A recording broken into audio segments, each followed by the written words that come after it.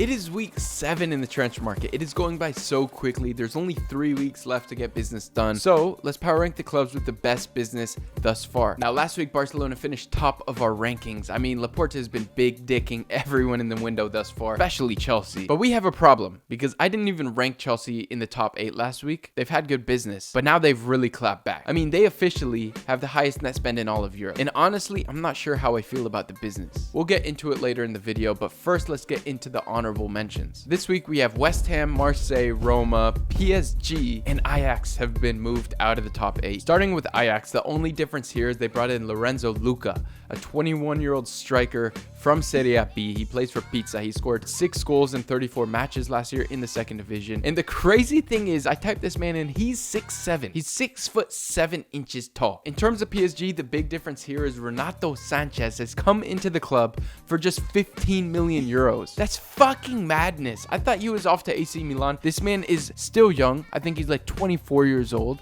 And he has all the attributes to become a top midfielder. Now for Roma, Genie Weinalden comes into the club on loan. Fantastic signing. I'm loving the project. By the end of the window, Jose Mourinho should be a happy man. Genie Weinalden brings the experience, box-to-box midfielder, can contribute in the final third. They're going to be a competitive team in the Serie A. And another thing I love about Roma in the window so far is just the player unveilings. Like, the fans are going fucking crazy. I am officially a Roma fan this season. I do like Marseille's business. It's not like they brought in like a super flashy player, but I feel like overall they've improved. They brought in a lot of players, a lot of them being on loan last year, so a lot of those deals getting confirmed. But Luis Suarez is one that I'm really looking at. He's like 25-year-old Colombian striker. He scored 8 goals and had 4 assists in 37 matches in La Liga last year. I think he's gonna get on well. He already scored 2 goals on his debut in Liga. Another player to keep an eye out, I don't know how much he'll play this season, is Isak Torre. This kid is 6'8". He's 19 years old. He's a center back. It's like a regen in FIFA. But 5 minutes into his debut in preseason, he got a red card. He got 2 yellows sent off in 5 minutes.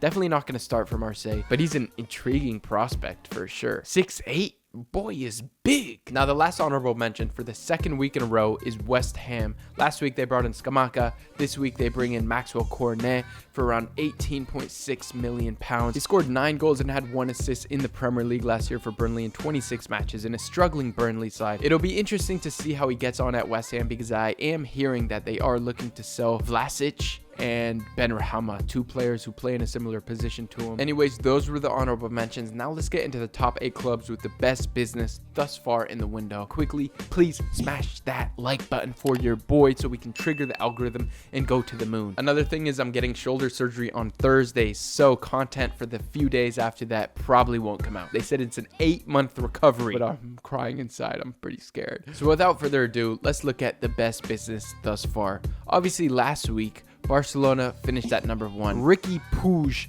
has left the club to MLS, which is still crazy to me. I still don't really understand that one. I feel like he could stay in La Liga for a Sevilla, for a Valencia, for another club in Spain. I don't know. Like, a lot of people are saying he can develop in MLS.